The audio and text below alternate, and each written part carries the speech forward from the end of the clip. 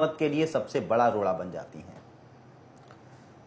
सबसे पहले मिश्रा जी, मैं आपके चैनल के माध्यम से इस देश की जनता का, जिन्होंने इस लोकतंत्र के सबसे बड़े पर्व चुनाव में इतनी बड़ी संख्या में बढ़ चढ़कर हिस्सा लिया, लगभग 55 करोड़ लोगों ने इस मतदान में हिस्सा लिया, अपना वोट डाला। मैं इस लोकतंत्र के महापर्व में इतना योगदान देने पर मैं इस देश की जनता का आपके चैनल के माध्यम से भारतीय जनता पार्टी की ओर से, अपनी ओर से धन्यवाद करना चाहूंगा। दूसरा, क्षेत्रीय पार्टियों की आपने बात कही, इस वक्त ऐसा कुछ भी नहीं है, सब जगह बिल्कुल स्पष्ट। आपके आज देखे 6:30 बजे का एग्जिट पोल शुरू हुआ, जितने भी टीवी चैनल, नेशनल चैनल हैं, जितने भी टीवी चैनल पे एग्जिट पोल आ रहे हैं, सर्वे आ रहे हैं, सब में ये स्पष्ट तौर पे बताया गया है कि एनडीए भारी बहुमत के साथ सरकार बनाने जा रहा है और हमें क्लियर मेजोरिटी से बहुमत मिल रहा है और नरेंद्र मोदी जी के नेतृत्व में हम एक नई सरकार भारतीय जनता पार्टी की देश को देने जा रहे हैं। बिल्कुल हुड्डा साहब, जो एग्जिट पोल्स चल रहे हैं उनके मुताबिक आपका पत्ता केंद्र की सत्ता से साफ हो गया है। इन सब के बीच क्या मानते हैं कि राहुल गांधी ने जिस तरीके से कहा कि कुछ कमियां रह गई, कुछ गलतियां वो स्वीकार भी करते हैं, क्या पूरी पार्टी, पूरी कांग्रेस मानने लगी है कि गलतियां की गई हैं, उसका खामियाजा भुगतने वाले हैं 16 मई को? देखिए, मैं गलतियां नहीं मानता। अगर इस प्रकार का रिजल्ट आता है, मैं तो ये मान के चलता हूं कि यदि आता है तो मैं समझता हूं कि 10 साल की एंटी इनकम्बेंसी कारण हो सकती है। गलतियां मैं नहीं समझता कि सरकार ने कोई लंबी चौड़ी गलतियां की है। सरकार ने अभूतपूर्व विकास किया है इस 10 साल में। सरकार देश को कहीं का कहीं से ले गए हैं। कहां देश की क्या 10 साल पहले क्या स्थिति थी और आज क्या स्थिति है, आप दिन रात का फर्क आपको मिलेगा। बिल्कुल, लेकिन 1,76,000 करोड़ की बातें आती हैं तो वो जनता पर भारी पड़ी। देखिए, 1,76,000 करोड़ का अनुमानित है जी। आज कोयले का घोटाला हुआ है, लेकिन 1 इंच कोयला भी आज किसी खदान से नहीं निकला और आज वो खाने ऐसे के ऐसे हैं और सुप्रीम कोर्ट संज्ञान ले रहा है उनका। तो ये हमें केवल बदनाम करने के लिए किया जा गया है कि 1,76,000 करोड़, 1,86,000 करोड़ रुपए ये कैग का अनुमानित है जी। कैग का कोई पक्की बात नहीं होती कैग की जी। कैग भी अंदाजा लगाते हैं। तो मैं नहीं समझता कि ये इस प्रकार की बातें सिर्फ हमें चुनाव के हराने के लिए या हमें बदनाम करने के लिए भारतीय जनता पार्टी ने हमारे खिलाफ एक साजिश रची है और हम उस साजिश का शिकार हैं।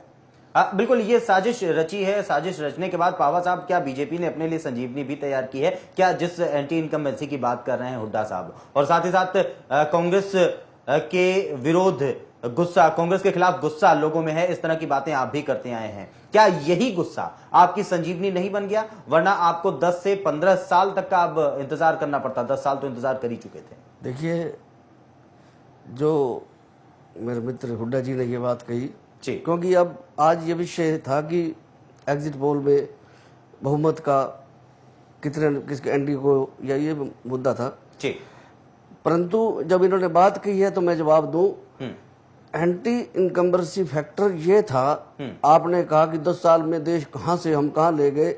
10 साल में ऐसा देश में पहली बार हुआ, केंद्र के बड़े बड़े मंत्री सुरेश करमाड़ी, ए राजा, कन्नी मोड़ी, इतने बड़े बड़े नेता मंत्री जेलों में भ्रष्टाचार के आरोपों में पड़े हैं। ये आपके कर्म है जो सामने आ रहे हैं, देश इसको देख रहा है और आपने के कर्मों की सजा आपको देश देख रहा है, जनता सब देख रही है। उसको जनता को अधिकार सिर्फ इलेक्शन में आपको सजा दे सकती है, अपना जवाब सिर्फ इलेक्शन में ईवीएम का बटन दबाकर दे सकती है। वो भारत की जनता ने ईवीएम का बटन दबाकर आपका जवाब दिया है कि आपने 10 साल में कितने बड़े घोटाले किए, देश को कहां से कहां ले गए आप, जमीन से लेकर आसमान तक सब कुछ बेच के खा गए आप, धरती पताल बेच दिया आपने।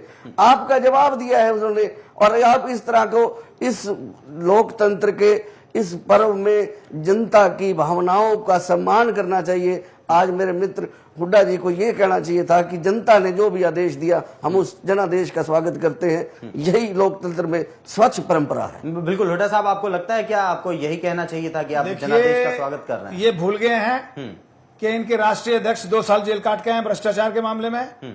इनके मुख्यमंत्री कर्नाटक के वो 6 महीने की जेल काट के आए हैं। इनके गुजरात के कई मंत्री आज भी जेल में हैं। ये बातें सारी भूल गए और जिस प्रकार से इनकी सरकार ने ताबूत का घोटाला किया, उन फौजियों के साथ धोखा किया जो सीमाओं की रक्षा कर रहे हैं, जो लड़ाई लड़ रहे हैं पाकिस्तान के खिलाफ। आज उसका वो ताबूत तक इन लोगों ने बेच दिया था अपनी सरकार में। और जिस प्रकार से इनका जो डिफेंस मिनिस्टर था जॉर्ज फर्नांडिस, उसके घर में डिफेंस डील में दलाली ली जाती थी, जिसकी वजह से उनको गद्दी छोड़नी पड़ी।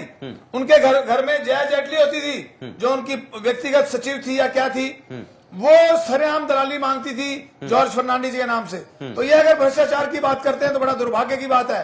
इनके एक मंत्री ने, केंद्रीय मंत्री दिलीप सिंह दुदेव ने रिश्वत लेते हुए टीवी चैनल के सामने दिखाया कि रुपया भगवान तो नहीं है, लेकिन भगवान से कम भी नहीं है। जिस प्रकार के इनकी पार्टी के लोग भ्रष्टाचार की जैसे फंसे हैं, जिस प्रकार से इनकी पार्टी के लोगों ने भ्रष्टाचार किया है, सारे रिकॉर्ड तोड़े एनडीए सरकार के वक्त में। आज ये किस मुंह से बिल्कुल बाबा साहब शायद कुछ बोलना चाह रहे थे। यही कहना चाह रहा, मैंने अभी इनके केंद्रीय मंत्रियों के नाम बताए, ए राजा, कन्नीमोड़ी, और इनके जितने भी मंत्री, सुरेश कलमाड़ी, नवीन जिंदल का नाम आया कोयला घोटाले में और केंद्र में। और ये गुजरात की बात कर रहे हैं, आप हरियाणा में देखे इनके मंत्रिमंडल में गोपाल कांडा किस केस में अंदर गए? आप इसके तरह भ्रष्टाचार में नहीं गए। आपके मंत्रिमंडल का नैतिक चेहरा सामने आया। आपके इसके अलावा आपके ओपी जैन, उनको वो किस लिए गए? जिलेराम, और आपके सुखबीर, आप बिल्कुल ये तमाम बातें, ये आरोप प्रत्यारोप की बातें थी। जब वोटिंग हो रही थी, लोगों को प्रभावित करने के लिए जाहिर तौर पर अपनी अपनी पार्टी के लिहाज से बातें रखी जा रही थी, लेकिन अब वोटिंग संपन्न हो चुकी है। शायद इस बात का लालच की बातों से कुछ और वोट बन पाएंगे। ना ही बीजेपी के लिए संभावना है, ना ही कांग्रेस के लिए संभावना है, और ना ही किसी और दल के लिए संभावना है, क्योंकि अब इंतजार परिणाम का है। फिलहाल रुकेंगे यहां पर एक छोटे से ब्रेक के लिए। ब्रेक के बाद भी हमारी चर्चा जारी रहेगी।